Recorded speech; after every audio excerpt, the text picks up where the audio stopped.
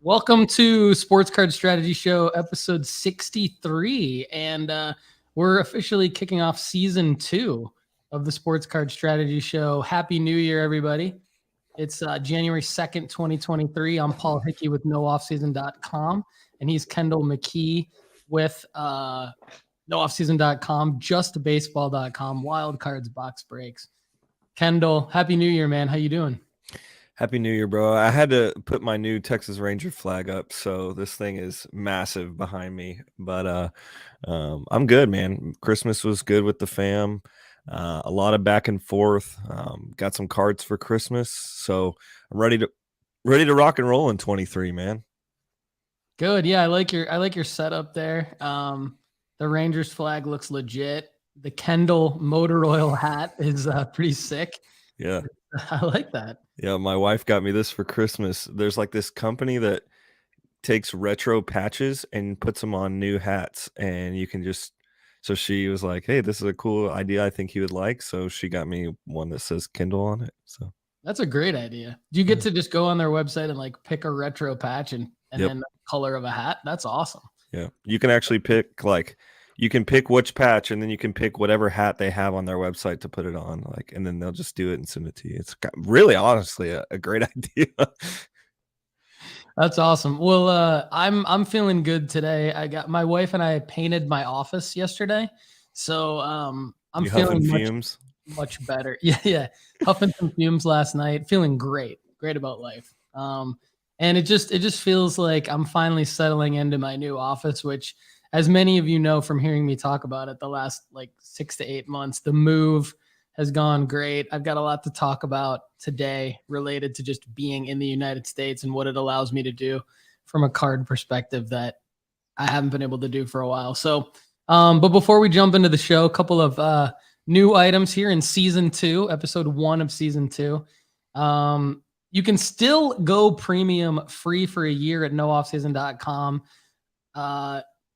Email me at paul@nooffseason.com to find out how. We've had a lot of audience members do that. Hopefully you guys are enjoying the premium content at nooffseason.com after I unlock it for you. Just email me at paul@nooffseason.com. I want to give you a free year of the premium product at nooffseason.com, which gets you the entire sports card investment report, all of the player write-ups, the play, the cards to buy. We track data that really market movers and Card Ladder don't really track. I mean, I think Market Movers does a great job tracking data of, close to 1 million cards, maybe even more than that.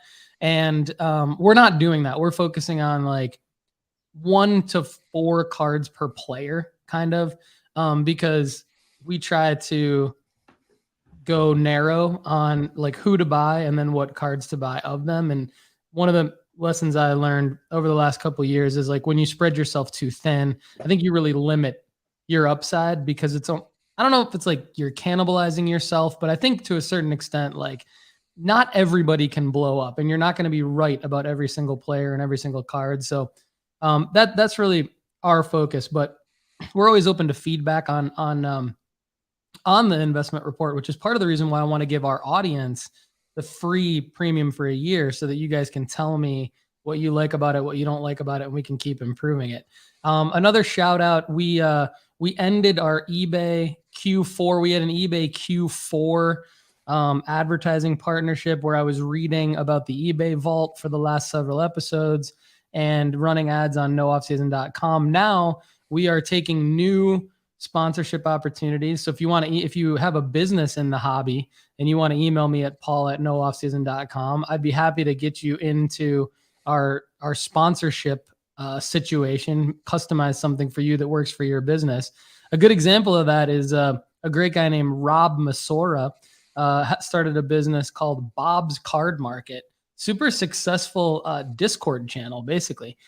So shout out to Bob's Card Market. We're going to be talking about Bob's Card Market a couple times a month on Sports Card Strategy Show, and encouraging people to check it out. Kendall and I might chat about it a little bit today, just for the first time. And if you go to nooffseason.com, you'll see the ads for Bob's Card Market. But join it's basically a lot of fun things going on the Discord channel is the simplest way to put it. We're going to have Rob on as well as a guest host with me on the F1 Card Strategy show. So nice. Rob's big into F1 and at bobscardmarket.com in the Discord channel, there's all sports, but he's big into F1. And so he and I are going to join up and do the F1 Card Strategy show once a month. So we have one planned for Friday, January 20th at around 4 p.m. Central Time, 5 p.m. Eastern Time. So we'll talk more about that. But shout out to Bob's Card Market. Hopefully Rob and the crew over at Bob's Card Market are listening today. So Kendall, let's talk real quick about this, because before we get into our L of the week here, let's just take a look real quick at the Discord channel here at Bob's Card Market. So once you join, I mean, he's got all sorts of stuff going on. They do auctions, breaks, fire sales, this thing called progressive, which you guys will probably laugh. I don't even know what that is. Kendall, maybe you can tell me, or the audience can chime in and tell me. Then they do sort of like one-off things, like that, a Secret Santa channel. They've got like here, for sale and for trade. This is one thing I'm excited to participate in, is like, now that I've got physical cards next to me on a daily basis, now I can actually participate in, like, hey, is anyone interested in, this lot of Larry Bird, Magic Johnson, Dominique Wilkins, blah, blah, blah cards? Like, I could trade it, for whatever.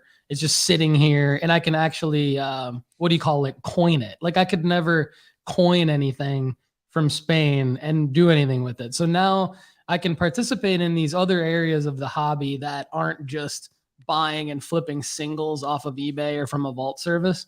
So I think being a part of Bob's Card Market, I'm in the Discord channel. I'm going to try to challenge myself to participate and learn from the community, be part of the community. So my question to you, Kendall, is, to what extent have you participated in Discord channels around sports cards specifically? And what are some of the pros and cons of just, this side of the hobby, if you have this experience? Or is this something that maybe you haven't had a lot of time to participate in, and something that you would recommend the audience get into, or something that you would want to get into? Yeah, I'm in two specific Discords for hobby-centric things. One of them is a Discord that's put on by my guy Kyle at Let's Talk Wax that I've talked about quite a bit. If you're a member of his Patreon channel, then you also get access to his Discord. And in there is a lot of graphs and selling and all that kind of stuff. I haven't probably used it at the best of my ability. I think the pro is like, it's almost, now you got to be careful with some of the bigger ones, but it's almost like pre-vetting people. Like, if they're here, they're probably going to honestly like pay and things like that. Like, I don't think you're going to have any problem with like behind the wall of eBay. You never know who's going to pay, or if it's, you're not going to need vouchers or things like that. But then the con though is Discord can be confusing. The notification system is weird, and you've got to set it up to like be at its best. And like, so I could see somebody posting some cards on Discord and then like not knowing they've sold any, and then they totally have, and then they, or the other way, like they're trying to bid on things and they can't figure out how to actually get the attention of the person. And so I could see that being something that like a new person to Discord could use. It's definitely there's a large learning curve to it. I would say it's like an app form of like a Reddit. Like, it's more like forums rather than a news feed. And which is awesome. Like, you can really do some cool stuff with it. And I can just tell here, like, he's already got like a wild system going on, which is awesome. So definitely interested in apps. He was explaining to me when we were talking about this, like, he's got different apps that have been built within the Discord, right? Yeah. So, you can build like bots and things where like for instance, you're looking at one right here where it's Bob's Buy Manager. So like, for instance, looks like there's this card that was posted, and then it's, like the bot has confirm that somebody's bought it, that's pretty cool. So it's a highly intuitive system. You can build like kind of whatever you want in it. I'm in a lot of Discords, but I'm in 2 hobby centric ones. Or I guess 3. I've been in 3. I'm also in one for the Sports Card Investor has a Discord channel. And I'm in that, but I'm not really involved in it. And then there's another one, I think Breakout Breaks or something like that. They have like a NFT community of sports cards related things that I'm also involved in marginally. So let me see exactly what that one's called. Oh, Break Club. I'm involved in Break Club as well.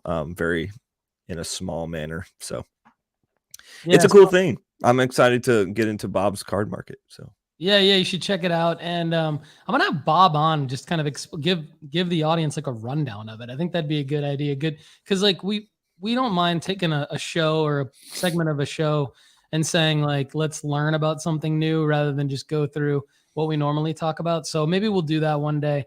Yeah, I've got Andy Kaysen, our guy, obviously Football Card Quest. He has a Discord, and that's for his Patreon members. So check him out. Patreon.com/footballcards is his, if you want to upgrade to get into his community, if you're into Discord. Sports Card Investor, I should probably get in that one, considering I'm working with them now. I should just probably be a part of that. I don't know how much I'm gonna participate just based on how many hours there are in a day. But I would love to check that out. So yeah, I think Discord is something that I probably need to try to get more involved in 2023, and would love thoughts from the audience, comments. Let us know if you use Discord, if you're confused with Discord, or if you are, wanting to learn about more Discords out there to join. So we'd love to hear from you. All right. So also, I think actually that's some of my other housekeeping notes actually apply to L and W of the week. So I'm going to stop there. Kendall, is there anything you want to add or talk about before we get into L of the week? I'm excited to talk to Bob. That's about it. Nice.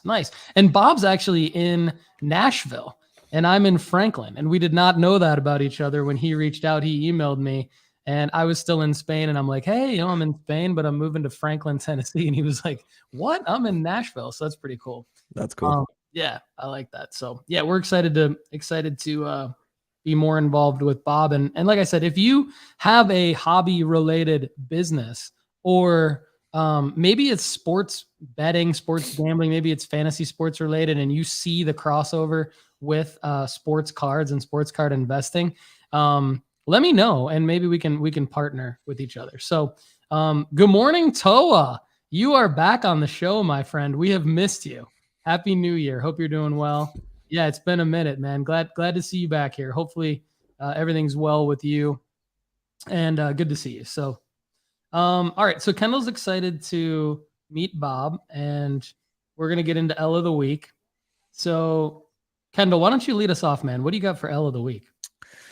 Man, I got an L of the week that is probably something that'll be your W of the week. But I lost in our fantasy playoff for our little like sports card league that we were doing. Did better than I thought I was going to. I had a rough middle of the season, came back, ended up playing pretty well in the playoffs, and I think I lost by a few points. But we were going to end up playing each other this week, which would have been fun.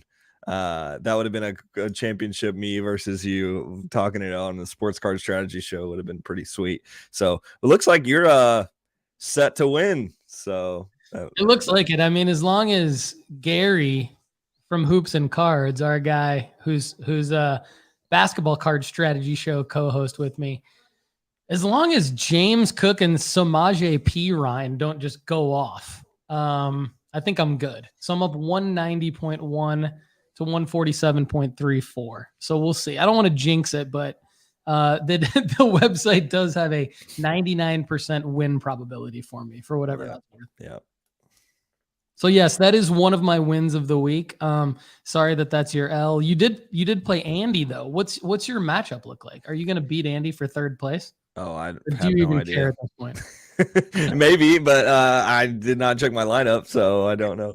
Yeah, I feel like when you like, I'm kind of the same way. Like, unless there's money involved for say third place, Yeah, when I'm out, I just stop because yeah, it's too depressing for me. yeah. Like I missed the playoffs by like 2.4 points overall in my dynasty league with my buddies from college. And I'm just, I mean, you could still set your lineup for like the last 3 weeks, but it's just, nah, don't even care. But since it's a dynasty league, at least you want to check and make sure that you're setting up your team going into next year, like with waivers and stuff. But Yeah. Yeah. Yeah, I mean, I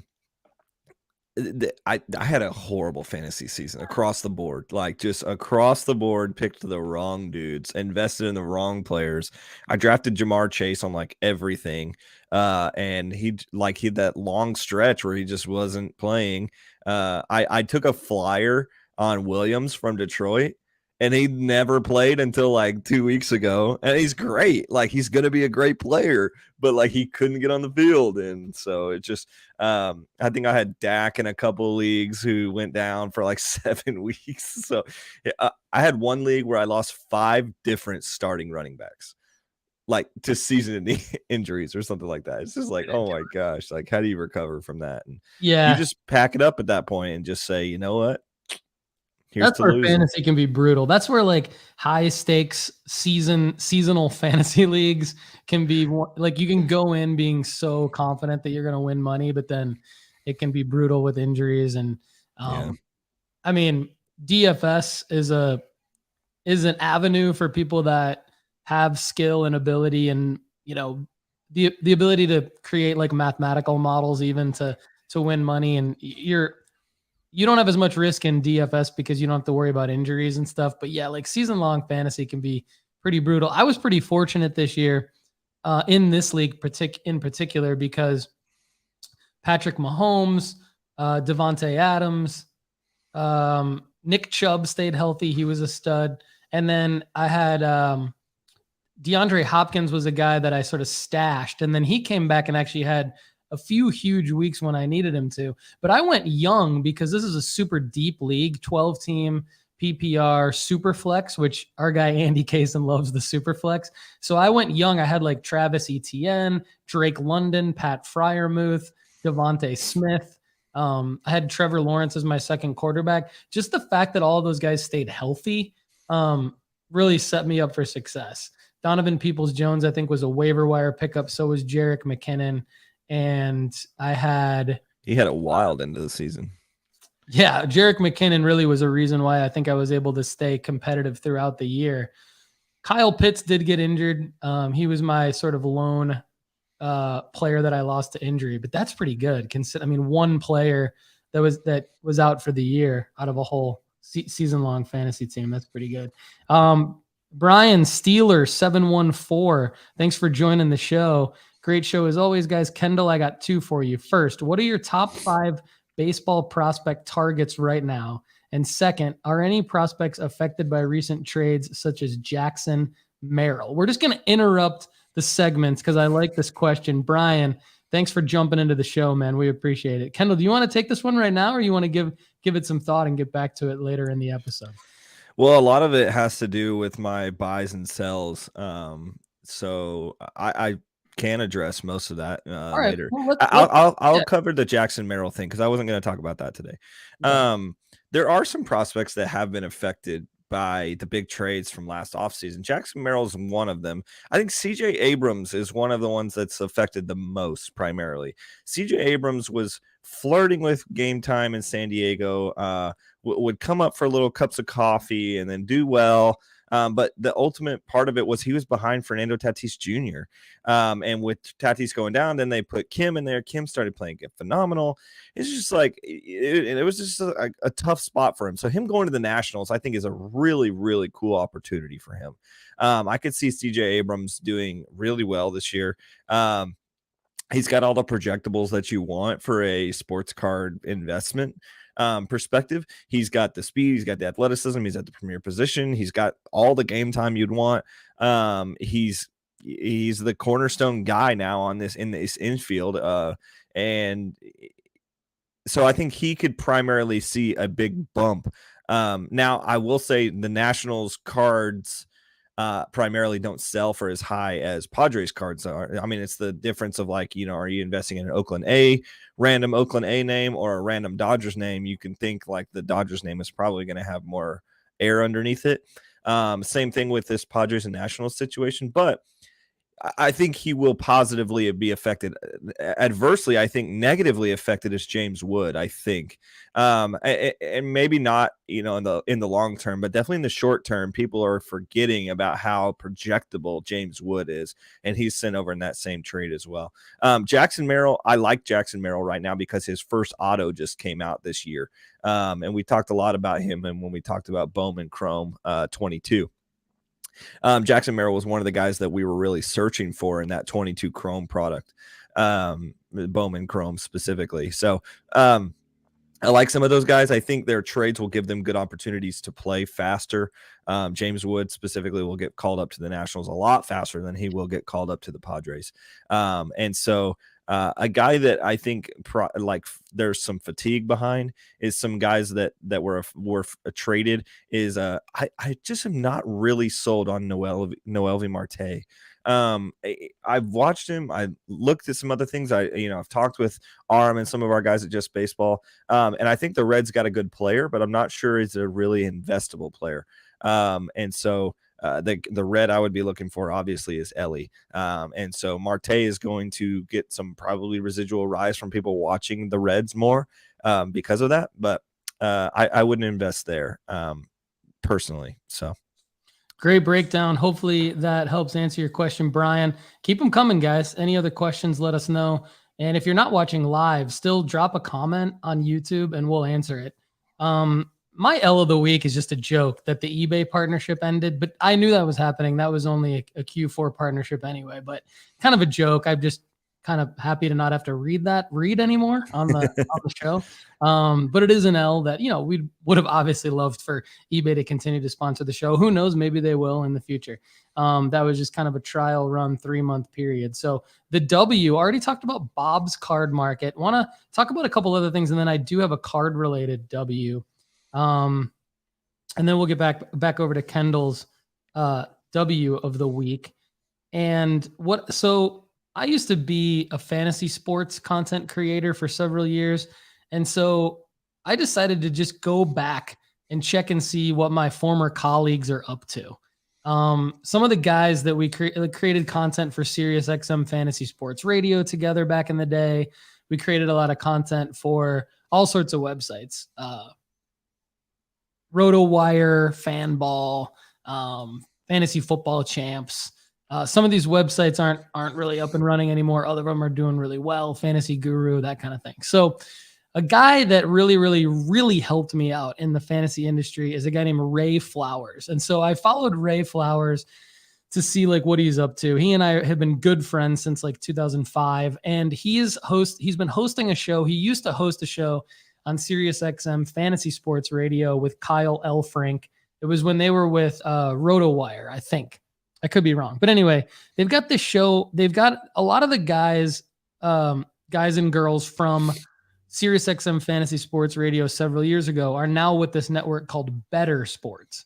And if you go to bettersports.com, that's BETTOR sports.com, they've got a lineup that is basically the lineup of old from SiriusXM Fantasy Sports Radio, and now they're all creating content around sports betting, essentially, but also it's fantasy sports and sports betting, which I think makes a lot of sense. And so I reached out to Ray and Corey Parson, who also used to be on SiriusXM Fantasy Sports Radio and now has a host with Nando DeFino on Better Sports. And I was on Ray's show. I love Nando, man. Yeah, Nando's great. He's great. So I'll probably be on Corey, Nando and Friends. But I was on Lunch Money with Ray. And Kyle was off. So Ray had a bunch of guests to kind of replace Kyle for the day. So I was on Lunch Money Live with Ray Flowers and just to talk about collectibles, to talk about, what we do on this, literally what we do on the Sports Card Strategy Show and at nooffseason.com. And it is unique to that channel. Like they're talking about fantasy sports and sports betting, not really at all. Like, but what's cool about it is pretty much all of the hosts, like especially Corey and Nando, like they're into sports cards. Like they're just like us. So check out bettersports.com. Check out their lineup. I would love to know from you, the audience, how much crossover is there with you and this kind of content, like with our kind of content, sports cards, investing, and then how much crossover content wise is there with you in your daily life with sports betting and fantasy sports? Because in my mind, there should be a ton of crossover, and we should be educating the sports betting audience about the sports card investing world. Because to me, that's how I got into sports cards. Really, it was like this light bulb went off and I was like, this is just like DFS fantasy, but with cards, which is even better. And then that was like a little over 2 years ago, and now we're here. So anyway, I think that's a win. To me, that's an overall win that I wanted to talk about, because we're starting to cross over into that world. Not that we will be creating content at all having to do with sports betting or fantasy sports, but just even earlier on in this show, we're talking about our fantasy leagues. So trying to expand the sports card investing market by letting the sports betting people know that they need to come check out what we're doing. Nice. I do have a card related win of the week. And as I said earlier in the show, this is related to just me being in the United States and kind of being able to do some different things that I haven't been able to the last several years and months. Is I was at Barnes and Noble with my kids the other day, and Max saw a blaster box of Select Basketball 2022, and it was only $21, which I thought was like a pretty darn good price, because you can be at Walmart or Target and see these things, and Walmart and Target have already marked these things up to like $40-$50.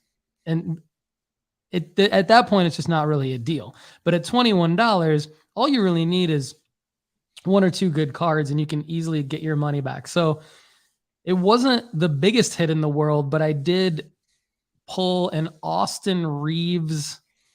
This is an orange prism, whatever the insert is. You guys know this better than I. Okay, Select Prism courtside orange Austin Reeves. And he had just played really well on Christmas Day, and the dude's actually playing really well. I like him a lot. He's fun to watch. And this is not a card that I ever would have like gone out and bought a single of. This is never a card that would have touched my portfolio in any way, shape, or form.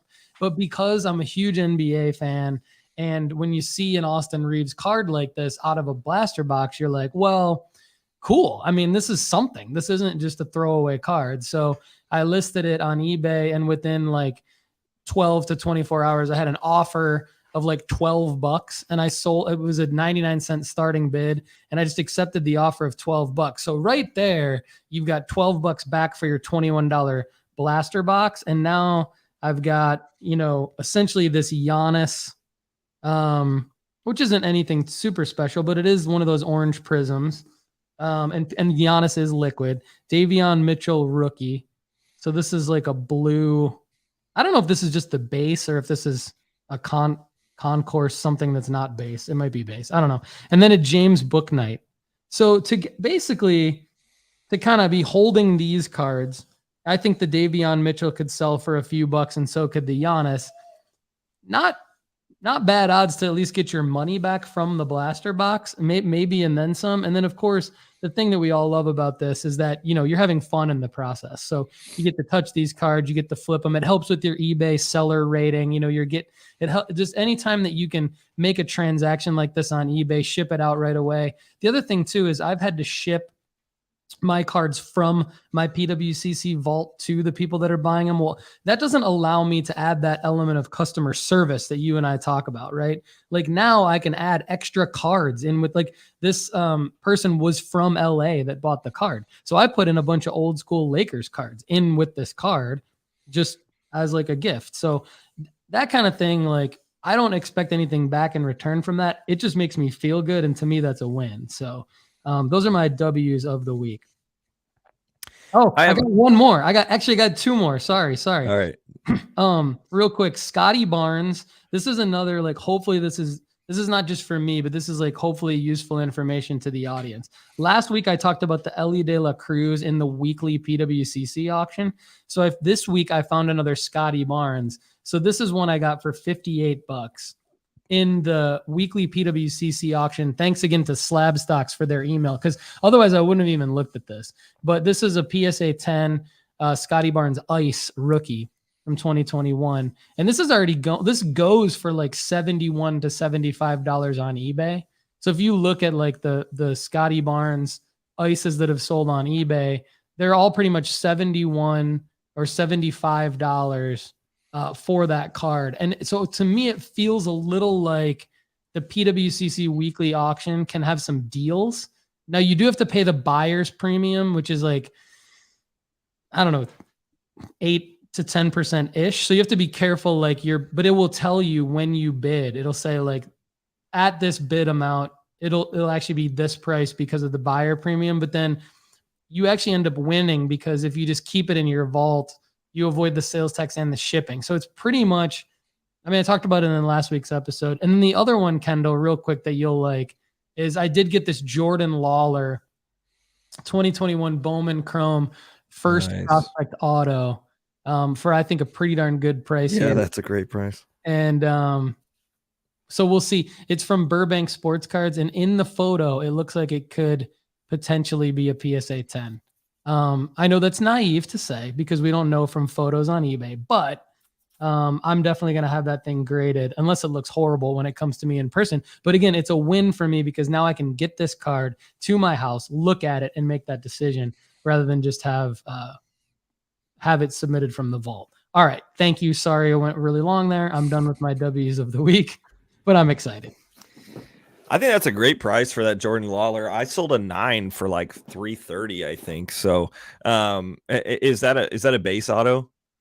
Yeah, it's a base. It's not a it's a base chrome. It's not a refractor. Oh, okay, I sold the refractor for $330, but I think that's. I mean, I would think, you know how high I am on him, and there are definitely people that I've listened to a lot of stuff about Jordan Lawler, about how like people are concerned with his injury, all kinds of. I'm not concerned. I think the dude is going to be great. The Arizona Diamondbacks are putting together arguably one of the best like plans to build towards the future that I've seen. You're going to see Jordan Lawler up there, Alec Thomas up there. You're going to see Drew Jones eventually. Like, this team is got stars coming up all over the place, and Corbin Carroll might be the best of all 4 of them, and so it's like they're going to have some guys that are absolutely electric. They just brought in Moreno from Toronto. They brought in Moreno and Gurriel for Varsho. Varsho is a fun guy to watch and actually kind of had some projectables in sports card value.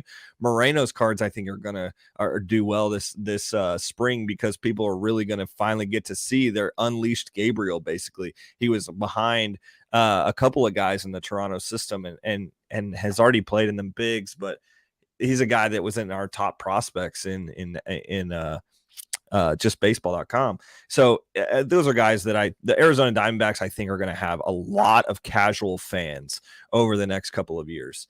And I think that really helps our card values. There's 3 to 4 guys in this system that I think are investable.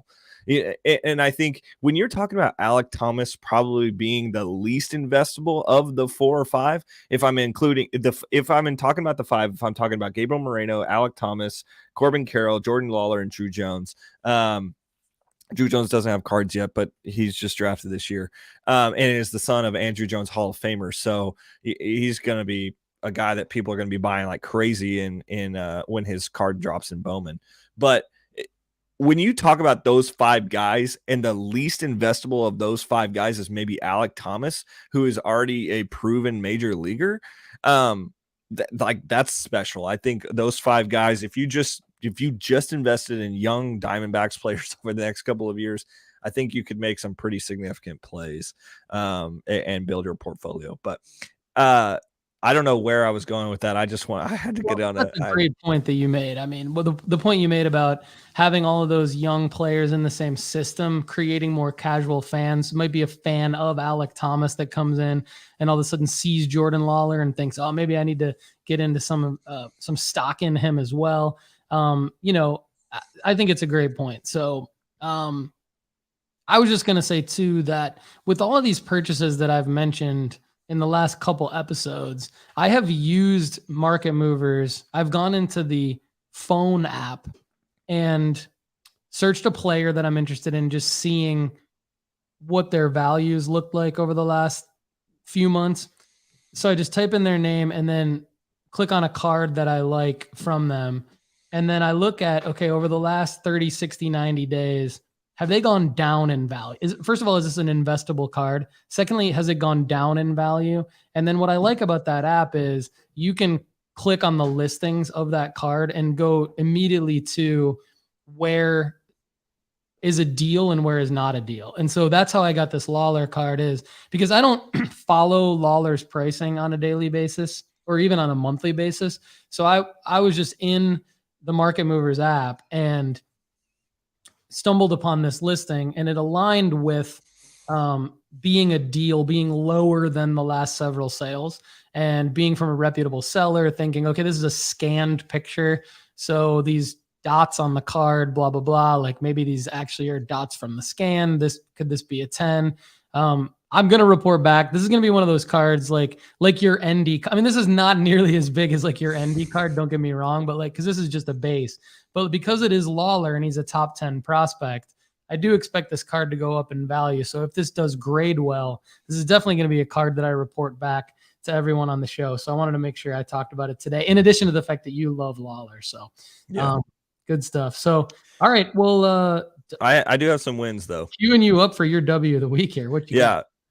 Man, this one's going to be, I don't know if you're aware of this, so this one might be exciting for you, but this week, Caden Clark officially goes back to RB Leipzig. They probably are going to loan him back out, but he officially is not a New York Red Bull anymore. He was already on that team and they were loaning him back to the Red Bulls. But now, I mean, he's officially not in the MLS anymore.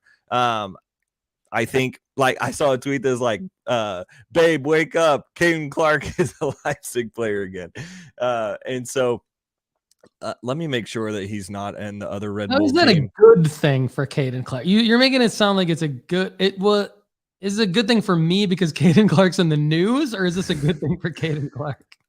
Both, I think. Okay, that's good. I think it's good for him to be, it's Leipzig. There's like a bunch of Red Bull teams, so I had to make sure he was on the right Red Bull team that I was mentioning. But Caden Clark being in the news, I think it was a small little news article. Like, I don't think you're going to get some bump from that, but I think I am encouraged to see where he gets loaned to next, or if he's logging minutes for them potentially. There's going to be some significant competitions for this U20 American team over the next couple of years, and there's some big names on this roster. Gaga Slanina could end up playing on that team. I don't know if he's going to be the keeper for that team, but he could. And he's at Chelsea. You've got Caden Clark, you've got Paxton Aronson, you've got Cade Cowell, you've got Diego Luna. Like, there's some big names on that team that a lot of national team fans are interested in. So I think you're going to get more views than normal in this U20 cycle that's going on right now. And I think Caden could, I'm not saying I don't know what he is right now. You know, like, I think a couple of months ago, we were just like, dang, this is a cool opportunity. Caden's going to, potentially play a lot for the Red Bulls, and then he didn't. And I was just confused. But then also Paxton didn't really play a whole lot for the Union, and then gets sold for $4 million to Frankfurt, where he's probably going to play a lot. So, I mean, the MLS is weird. Both of those teams were in the playoffs, so maybe they just wanted to go for surefire rather than development. Anyway, that's a win for me, as I think he's officially back in Europe. I think I'm curious to see if they loan him / whatever, you could get some residual impact from that as well. There's a really cool matchup today I think it's today in Scotland, where the Rangers are playing Celtic. That's a big game for that league. And Malik Tillman is on one side and Cameron Carter-Vickers is on the other. So that's kind of fun we have some Malik Tillman cards here. I still have a couple. And so I think, that would be pretty cool to watch. But my win of the week is, man, Bills Bengals tonight is going to be huge potentially for some card values. Like when you see a Monday Night Football game like this with two electric young quarterbacks, I think if it's a shootout, both of them are going to see rises in their sports cards. And these are guys that going into the postseason, you expect both of these guys to have good postseasons, and you expect both of their teams to be won or lost based on the way that they perform. And there probably are some players that you could, make marginal impact on, like Stephon Diggs or Jamar Chase, or, some guys like maybe Higgins. You could get him for super cheap and he blows up in the playoffs, and then you could deal him. I wouldn't say now is the best time to buy into those guys, but I think it's a win for us in the hobby to get to watch guys like this that we've seen over the year of cards just blowing up, for them to say, okay, is our money where our mouth is, and can you come through? That's kind of how it is for me. Like, it's almost like we're buying stock in that player, and then you're just watching your company go to a Q4 book reading, and you're just like, okay, am I gonna lose stock or win stock here? And I think you can be excited about a matchup like this because both of them could potentially rise, and it could be a situation where like Mbappe scores a hat trick and Messi wins the World Cup and both of them get a rise. If they both throw for 3 or 4 touchdowns tonight, I think that could be really cool. And then finally, my last win of the week is I'm going to start a spreadsheet of wins and loss, or buys and sales, that I'm recommending this year.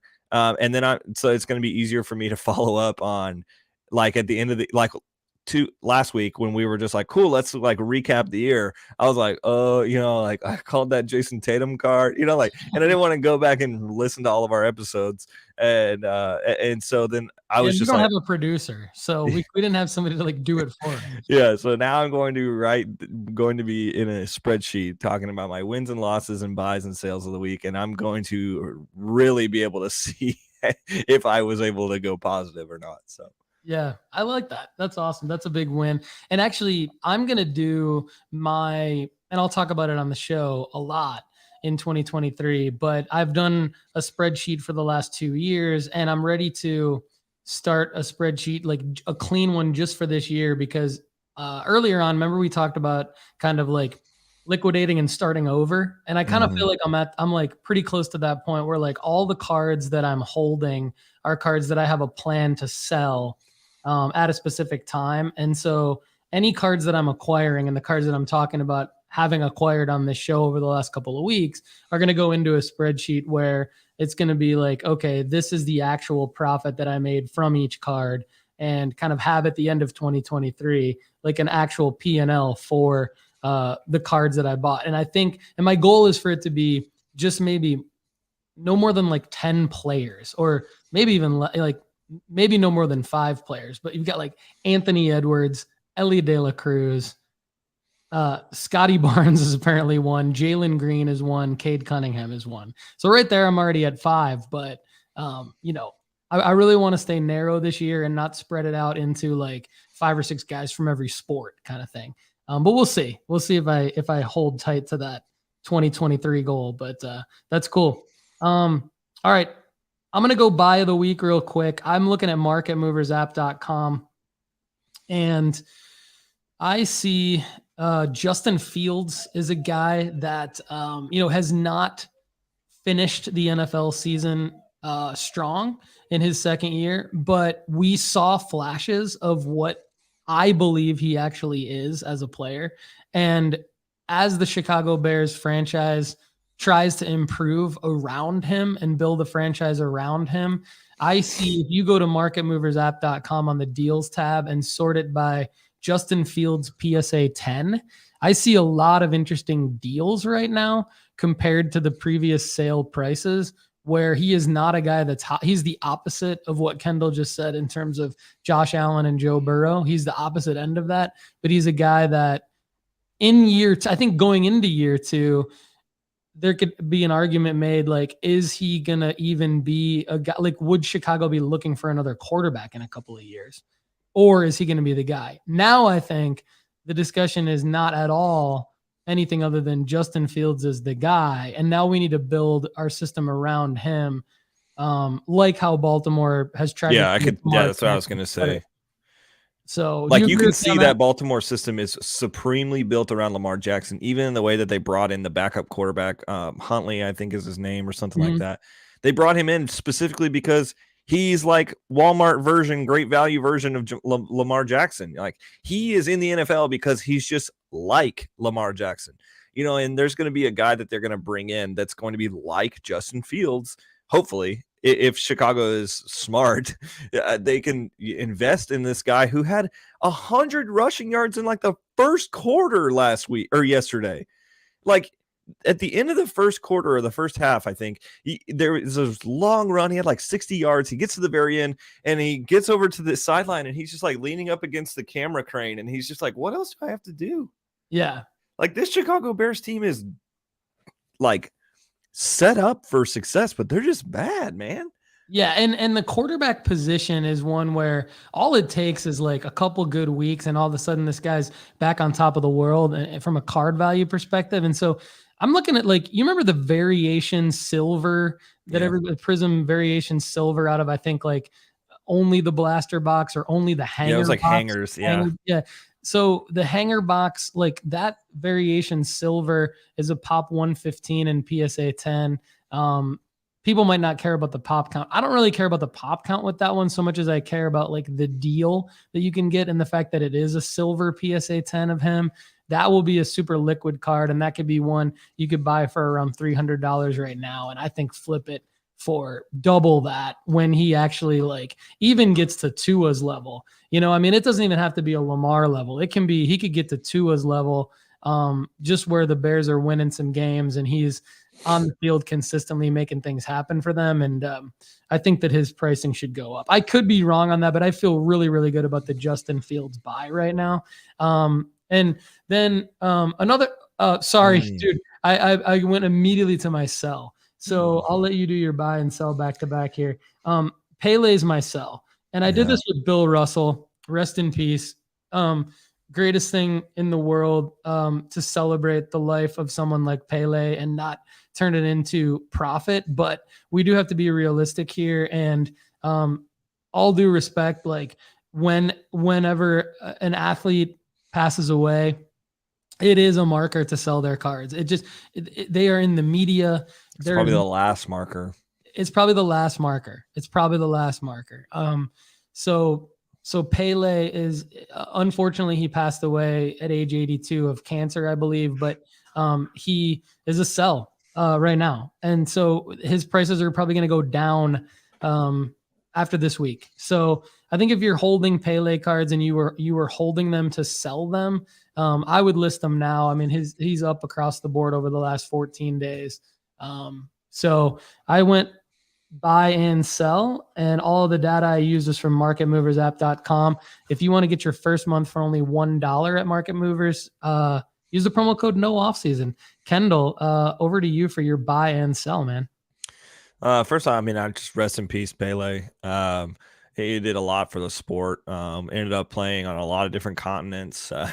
Like he just was all over the place. I mean, he even played for New York Cosmos here in America, which is New York Cosmos. That's something we could definitely spend a whole episode talking about. A non-MLS team that has players like Pele and Raul playing for them. It's so weird. But anyway, so my sell of the week is, I'll start there. I have some quarterbacks that I'm putting at sells of the week. I think Mike White is my ultimate sale right now. The Jets are not making the playoffs. Mike White might get they're going to have to figure out what they're going to do in the offseason. If they're going to invest in Zach Wilson, they're going to trade him. Are they going to invest in Mike White? Are they going to sign his extension? Are they going to draft a young quarterback?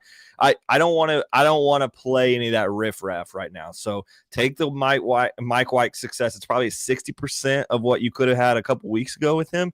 But what I'm saying is like it's going to get worse over the offseason because the Jets quarterback room is going to continue to be a question mark. A lot of people out there are like, yeah, Mike White is the Jets of the future. I don't think he is. Like, are you really going to invest in a guy like Mike White? Or are you actually going to be like, okay, Mike White has won us some games. We might bring him with us in this next round of quarterbacks. Like, I could see the Jets keeping Mike White, but maybe not letting him be like the guy, like kind of like how Jimmy Garoppolo was on the 49ers earlier this year, but like they wanted to kind of move away from him, but they're going to have him there and it might win some games. Like that's Mike White, I think, next year. So he's a sell for me. I think Tua is a sell, man. This brain injury stuff has me worried for him. I saw a tweet this morning that said he was watching some film from the Green Bay Packers game, and the reason he didn't play this week is because he couldn't remember the decisions he was making in that passing game, and he was with his head coach watching that, and that's what triggered, hey, we need to go back into concussion protocol here. So some of these it's not common, but sometimes you can see bad concussions linger for a long, long time. And like a guy can just never be right again. Like we've seen some guys that have like struggled to have vision. They had vision problems after concussions for the rest of their career, in memory loss. Quarterbacking is a big part of your brain. A brain is a specific part of how, like, they have a whole test on like your quarterback IQ basically. And so I'm a little worried about it. Dolphins didn't make the playoffs. Sell what you can, revamp for next year. Don't hold for a whole year. And then my one sell, though, that I'm excited about to watch is Daniel Jones.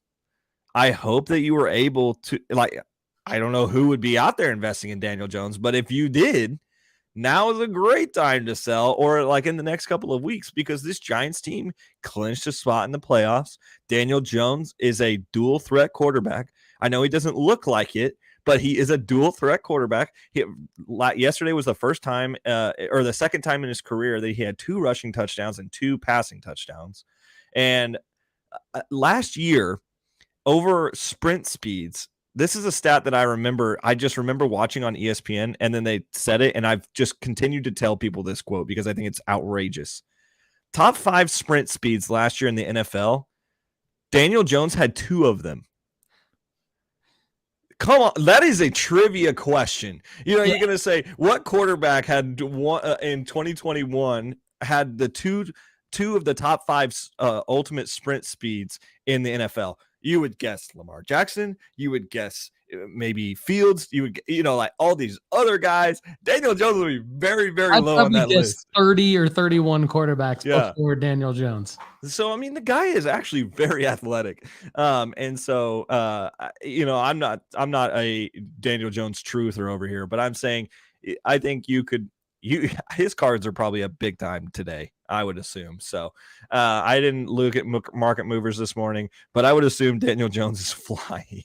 So if he actually is, and you have some Daniel Jones cards out there, or even Saquon, I think you can move from them right now because the Giants are going to get blasted in the playoffs. So yeah. Well, there's 2 things I definitely wanted to give you an opportunity to talk about. One of them is a question I have for you.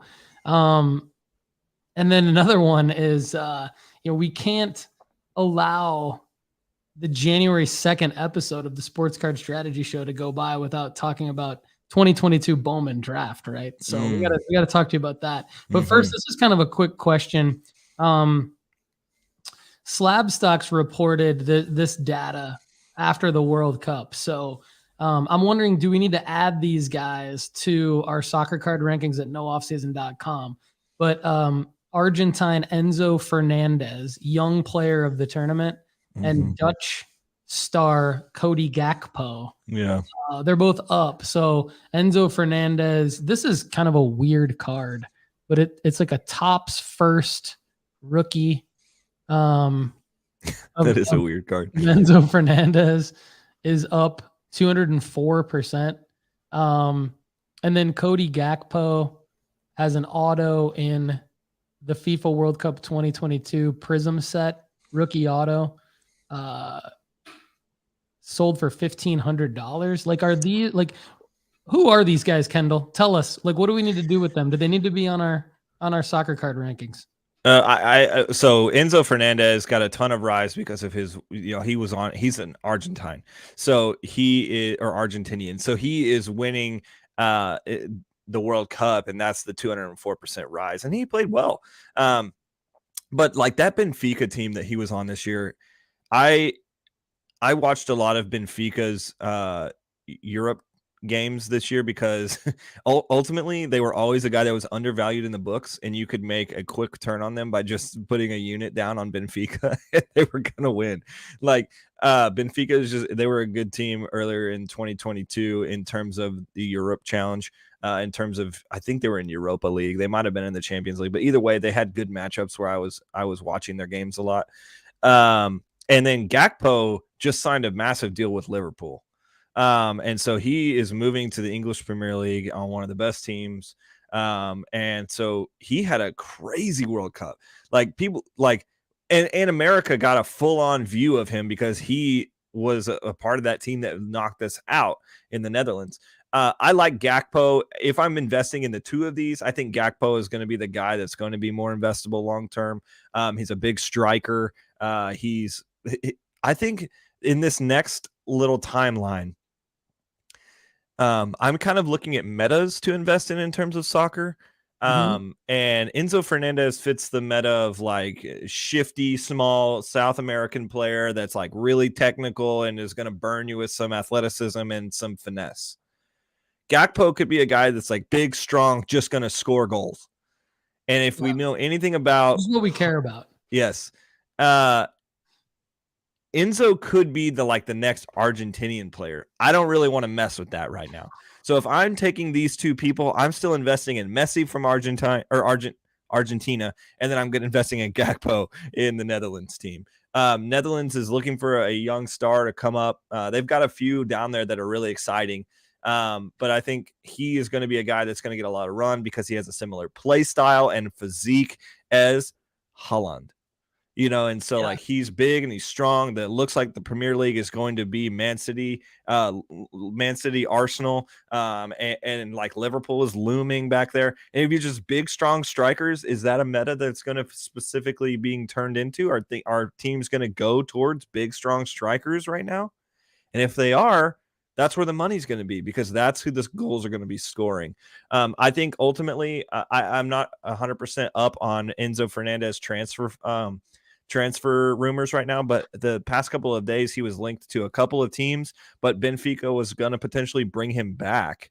So if Benfica brings him back, I'm not interested in investing in this card right now because I think it's at its peak right now.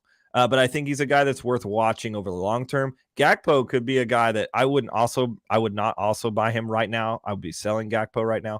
But I think he's a guy to be watching on our list because he's a guy that could be scoring a ton of goals for Liverpool over the next couple of years. So great breakdown there. I appreciate it. And then just real quick, Brian Steeler 714, back to the earlier topic from a few minutes ago. He says, I agree. Justin Fields is a great buy going into next year.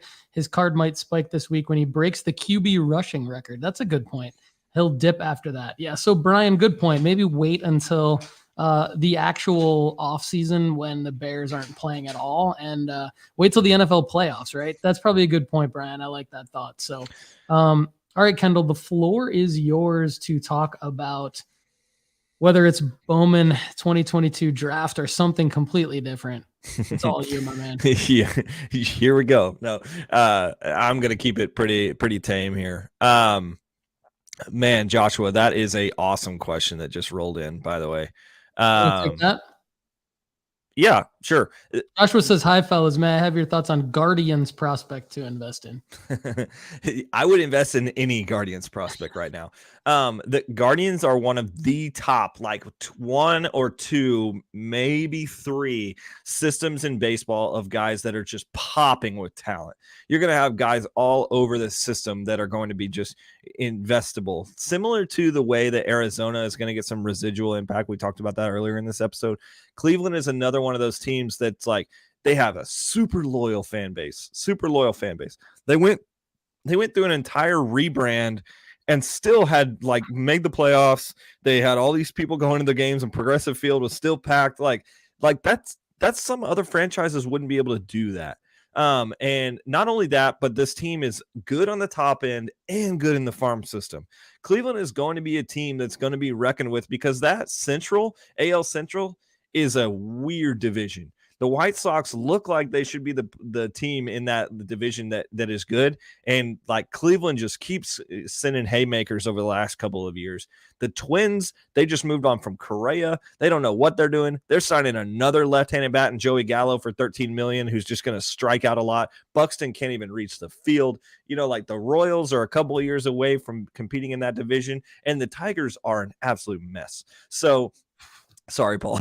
And so Cleveland is a team that's very interesting right now. I think there's a couple of guys on that team that you could really invest in. I think Yohinski Noel, I think I'm butchering his first name probably. I butcher it every time, but it's like Joinski or something like that. Noel is a guy who's projectable. He's a guy that's not in this current Bowman year, so you can kind of go back, like we've talked about. You kind of go back to Southern. You can go back a couple of years and look at Gabriel Arias, who's already hitting a lot of the markets. You can look at Noel. You can look at a guy. Man, I feel like I'm just missing one. I'm going to look up their top prospects really quickly. But what I am going to talk about here is that Cleveland is, I just want to reiterate, like they're a good team, and they have a lot of guys that are in that echelon of like up and coming major leaguers. So there's a couple of guys that I think you could invest in pretty strongly. And I'm going to pull up the list here just to make sure I'm not forgetting a name. Give me 1 second. I see you, Joshua Caplow. Thank you for this great question, and thanks for commenting on YouTube and asking questions on the YouTube videos as well. That really helps us out. We love the participation. Oh My Shoes, good morning to you. Glad you're on the live stream as well. And yeah, I did see my guy Bones Highland light up the Celtics last night. Of course, the Joker had an amazing triple-double. So shout out to your Nuggets. Good work there. SSI, nobody distracts Kendall in the middle of a thought like SSI coming in and saying, an Everton fan saying not to buy a Liverpool player seems suspicious. Yeah. Facetiousness out of our guys. Southern Soccer. Hey, we took a big point, big point from Man City this week. Let's go Toffees. All right. Guys that I'll just run down a couple of guys that I think you could be investing in this system in terms of their card values. George Valera. I would say that's probably he's at the major league level already. So he's going to get a lot of run in 23. Brian Urocchio is going to get some major league level this year. I'm not super high. At first, I used to be really high on Urocchio. Bought a couple of Bowman Chrome autos for him. I thought he was going to explode. And I just really am not seeing the power that I want. But he is a guy that's there. Bo Naylor is interesting. It's another one of Josh Naylor's little brothers. There's actually another one that's coming up as well. He's a catcher, though, with kind of just like, okay. Another Gabriel Arias is a guy that is good as well. I would say Valeria, Arias, and then Noel are some guys that I'm interested in. And then don't lose the fact that Jason Churio is in the Cleveland system. That is Jackson Churio's brother. I am not definitely not as good, but could get some rise, specifically like the Acuna brothers, specifically like some of that other stuff. Churio is a brother of another guy who's going to get some run. We've talked about familial lines being very easy to invest in. The soccer world specifically, we've talked about that. The baseball world, very investable as well. When you have bloodline, people believe in it. So those are some guys that in the Guardians prospects to look at. But guys that I had on my buy of the week that I wanted to go back to Steelers top 5 buys of right now. I'm not going to go in a specific order, but I would say that Lawler is on my list right now. I think the other three guys that I'm really excited about, and then I'm just going to throw a fifth one in there that's on the top of my head. All three of these, or I think all three of these next guys are on our list here. I know specifically two of them are. I am loving Kyle Manzardo. We've talked about Manzardo a couple of times. He's on our list of baseball players to be investing in. He's a guy that I think going up in the majors or growing up in the minors, you're seeing projectables that you like to see. You're seeing he's hitting the ball hard. He's hitting it at a good clip. He is not striking out a ton. I think Kyle Manzardo is a guy to be reckoned with, and he is playing a position that is unique. He's a first baseman, I believe, is what his card is a first baseman. And so he's a guy that I'm looking at. Evan Carter, yes, this could be a homer reaction because he is a Texas Ranger, but Evan Carter is a guy that is potentially a 5-tool player. I was excited about Evan Carter, and I'd have invested in a little bit of Evan Carter this year, but I listened to Jack McMullen and Aram Layton talked about the Rangers system this week in the call up, which is basically just talking about minor leaguers. And they literally talked about Evan Carter being in the same echelon as Zach Veen. And if he's in that same echelon of 5-tool players where his ceiling is just super, super, super high, I'm in.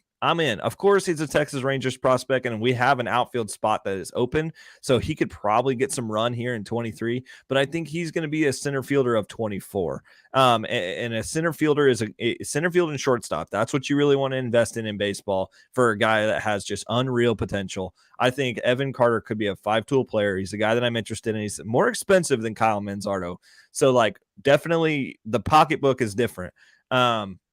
So I'm looking at Manzardo, Evan Carter, Jordan Lawler, Ezekiel Tovar. This is a guy I'm not sure is on our list yet. We've had him on our list at some point because I know the name's been on our list. I'm going to look for him now, but go ahead. Yeah, Ezekiel Tovar. He's on our list. Sorry, he's 42. Yeah. 42nd. So I'm glad that I was thinking enough to put him on our list before, because this guy, he's going to be the Rockies system over the next couple of years.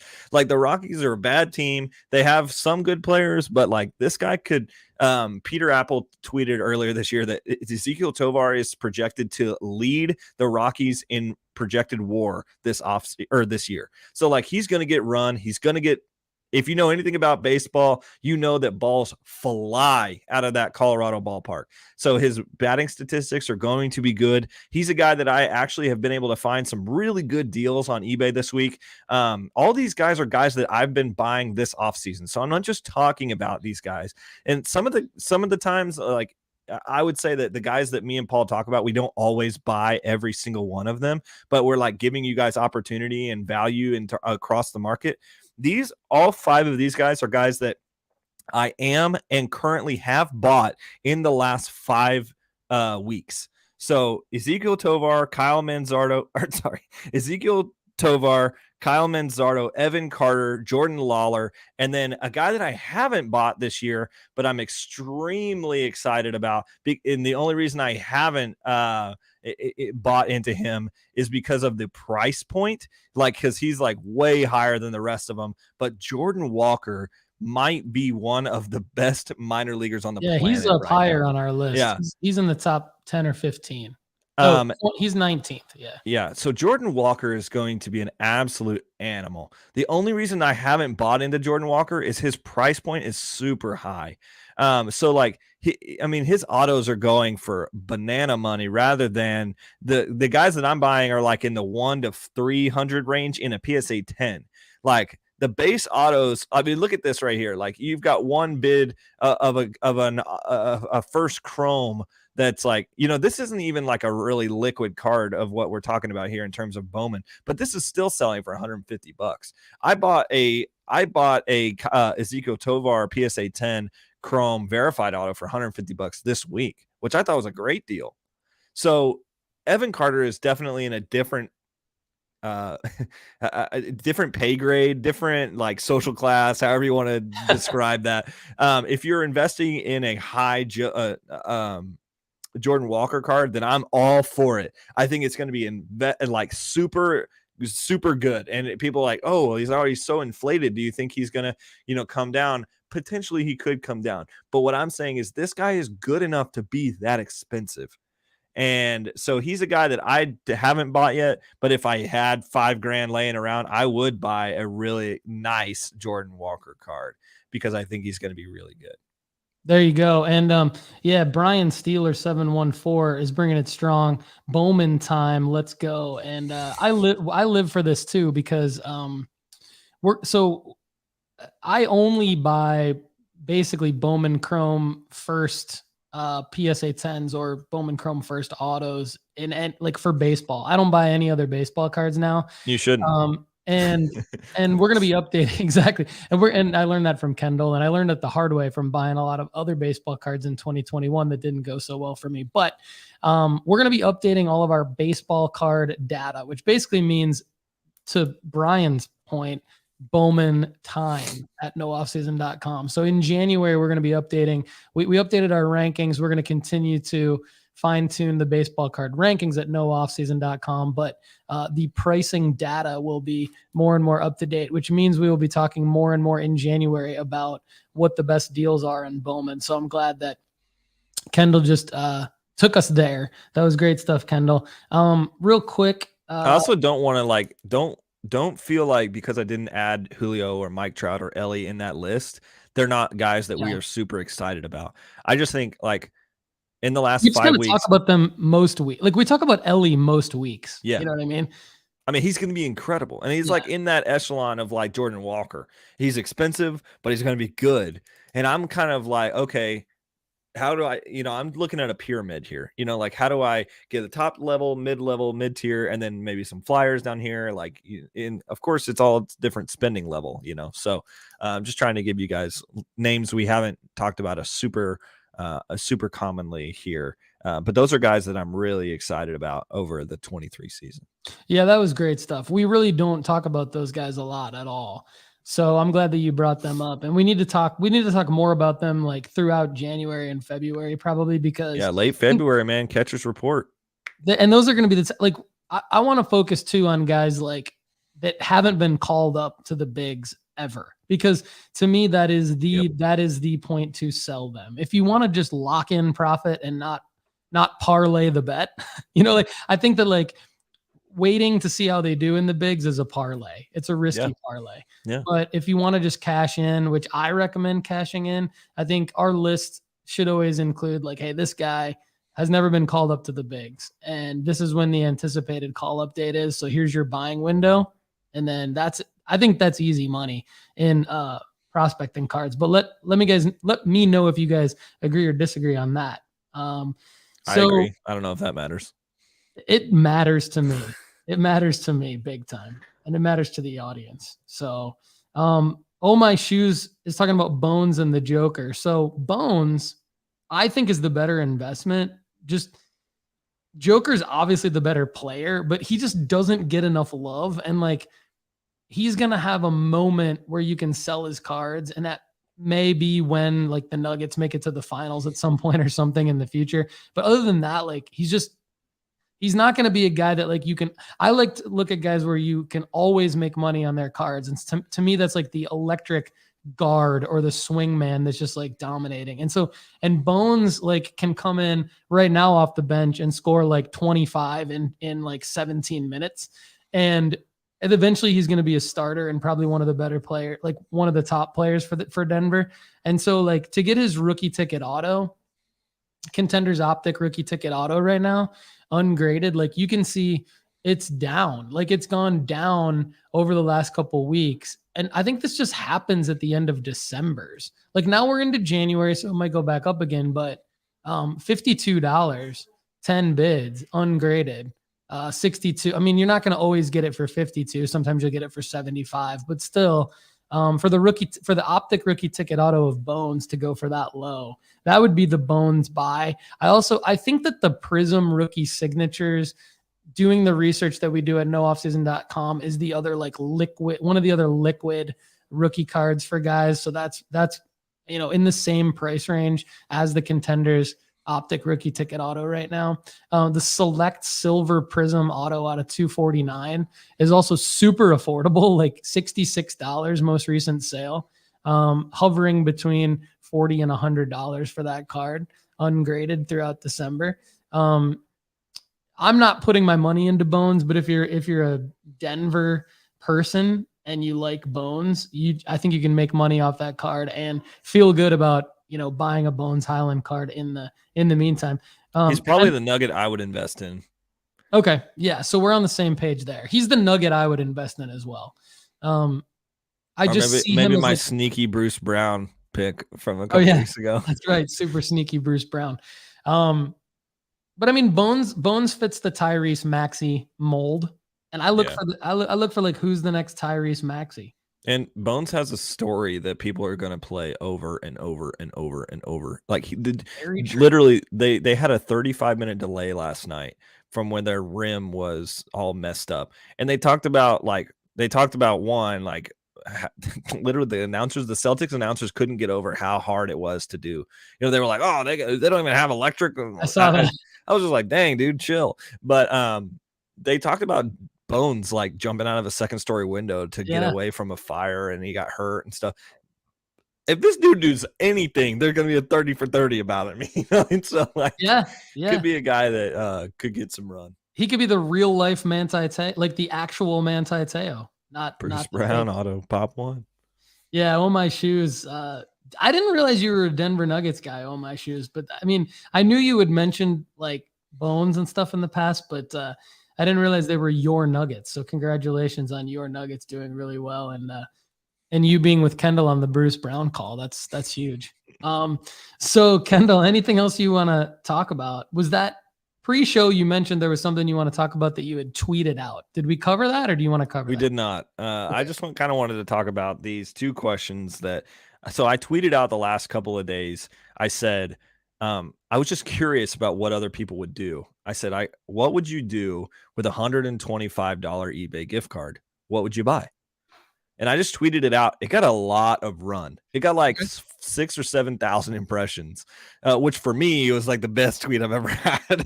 And so there was a lot of people that were just popping in the chat, and they were just like, hey, like, this is what I would buy, or this is what I would buy, or this is, like I would use the money to go towards the set that I'm building, all this kind of other stuff. And so I was just curious, for you, what would you buy with $125 eBay credit right now? Me? Yeah.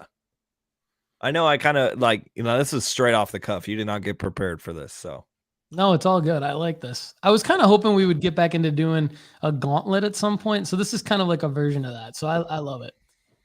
Okay.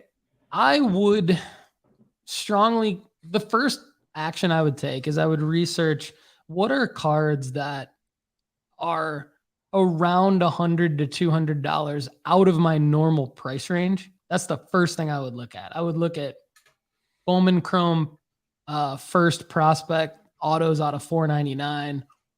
That usually when you go to the refractor auto level, that's usually a couple $100 out of my price range, if not more. And that's why I typically will buy the base, or I'll, not skimp, but like just go down a level, still in investable card, but down a couple levels from like the top version. So I think the first thing I would do is look at Contenders rookie ticket autos. Like, I think you got a Trevor Lawrence Contenders rookie ticket auto. I don't know if it was an optic. I think it was an optic for like around $500 the other day. I would look for football quarterbacks. I would even include Justin Jefferson in that mix. Optic rookie ticket autos that are normally a couple $100 out of my price range. Bowman Chrome firsts. If I couldn't find anything where, okay, now I'm going to put up 300 and then the gift card's going to help me get to the level that I need to get to, I would probably go, and just to name players, I would look at Ellie De La Cruz, Jordan Lawler, like the top names that we have mentioned, the top names. I wouldn't go for like sleepers. I'd stick to like our top 5 names for prospects.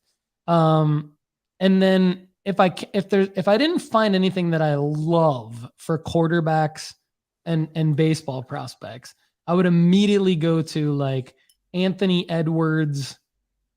Is there a numbered out of 50 immaculate or national treasures, maybe non-auto of him that looks like it could grade well that I could get with the gift card, like not paying any money, and then potentially have that card graded or not, and just flip that card. So I'm really like focused on Ellie De La Cruz, Jordan Lawler, quarterbacks like Trevor Lawrence. I talked about Justin Fields. I would probably go basketball wise, Anthony Edwards, maybe look for a Cade Cunningham auto. Because I looked at Cade Cunningham auto. I looked at Cade Cunningham optic rookie ticket autos over the weekend.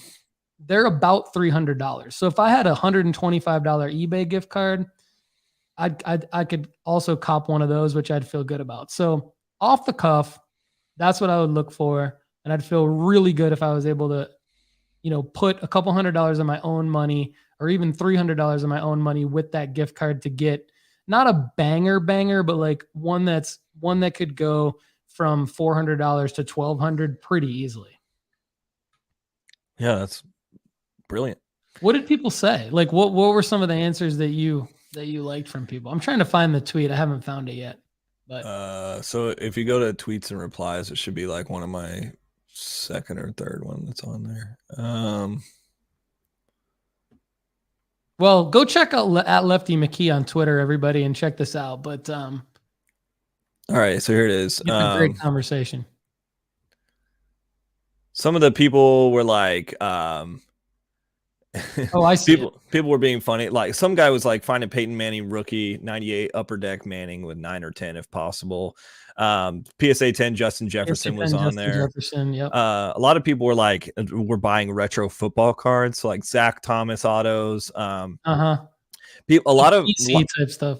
A lot of the people that replied to me were actually doing PC related buys rather than investable buys, which I thought was interesting. It's like, okay. Talked about some people wanting to buy Tua. People were saying like, who's Tank Hence? I don't know. Okay, someone likes Tank Hence. I see Caleb Williams autograph card. That's interesting. Yeah, that one was interesting. I was like, hey, that's a sneaky play right now. Deion Sanders, I think, is a really interesting play because he's going to get a lot of play over the next couple of years because of the way that he's going to interact at Colorado. Like, I think if his Colorado team does anything, his cards are going to go up. Like, I have a Deion Sanders PSA 10 right now, and I don't know what to do with it. I guess I'm just going to hang on to it and be like, okay, Prime is going to do something. He's going to get them into the college football playoffs in the next few years, and then that's when you're going to sell it. Yeah. So Oh My Shoes has an answer here. He says $125 he would invest in a Dwayne Wade 0304 Topps Chrome RC, maybe find a near mint raw and or Beckett 9 or SGC 9. Cool. I like this. This is a great question because you get great answers from everybody. And this is Oh My Shoes. I like the Dwayne, because Dwayne Wade is a guy like I probably, if I had the gift card, then that opens up a whole new opportunity. Maybe that's a guy you've thought of. I probably wouldn't buy him with my own money. Gift card could be interesting. Also, I love the idea of, I don't want to forget that one of the greatest plays, especially right now, like with PSA being really, really reasonable from a grading perspective, fee perspective per card, is to like just cross grade stuff, like just to see what it's going to do. So Beckett 9 or SGC 9 might be on the price point for Oh My Shoes, but it makes me think, what if you cracked that and submitted it to PSA just to see? Because a PSA 9 would sell for way more than a Beckett 9, a BGS 9. So interesting. I like it. Good stuff. Coach Prime. That's a sick. So I'll show the audience this, but this is a sick card actually, because I just like, he's clearly waltzing into the end zone for the Atlanta Falcons on this card. And it's a signed, after the pack signature authenticated by Beckett, and it's reasonably priced. So anyway, Yeah, that was one of my favorite answers from George Sanders, which I don't know if he's any relation, but that would be kind of funny. well, we're gonna follow Coach Prime for sure, just because I love when athletes that I watched as a kid have a second career as a coach more than an announcer. Like the announcer career doesn't really do it for me. And Dion was an amazing announcer for NFL Network. Analyst rather for NFL Network for a long time, and then got into coach. I mean, talk about just an amazing story. There's a great 30 for 30 on him playing for the Braves and the Falcons basically in the same day. Only time that's ever happened. And just so many amazing stories about Deion Sanders. So great answer by George Sanders on Twitter there. We could continue the discussion around. This is why I love this show. This is one of the reasons why we do this show, is because there's just like so many easy things to talk about. The challenge is like, how do we provide value to the audience? But today's show kind of proves like it was like we're doing a good job, because we had great audience participation. Appreciate everybody. If you missed the live stream and you're listening to us on Apple or Spotify, or watching the YouTube video after the fact, comment. Like, let us know. Comment with your questions. Tweet at Lefty McKee or at No Offseason Card.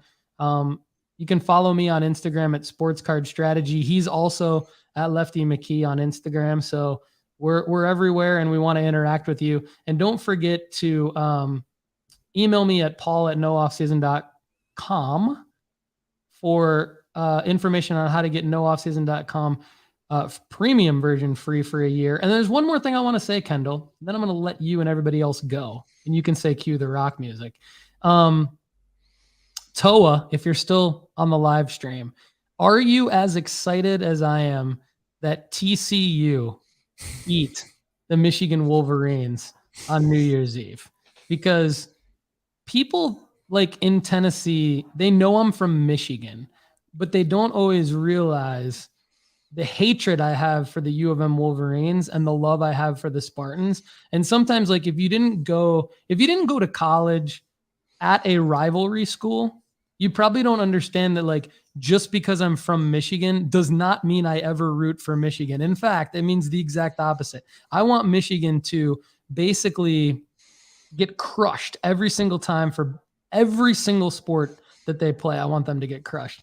So it's like actually a momentous thing, thinking if they go to the national championship game, if for some weird reason they play Ohio State in the national championship game, that is the worst possible scenario for a Michigan State fan, other than Michigan winning the national championship, which forever changes the future, our future as Michigan State Spartans fans. Because and it seems like a dramatic statement, but no, it's recruiting. Like, it's recruiting. Like, once that team gets that far and or wins that championship or is in that spotlight against that team in the national championship game, it changes the recruiting. It changes what happens with their head coach. It changes everything. So for them to lose that game against TCU was huge for Michigan State Spartans fans.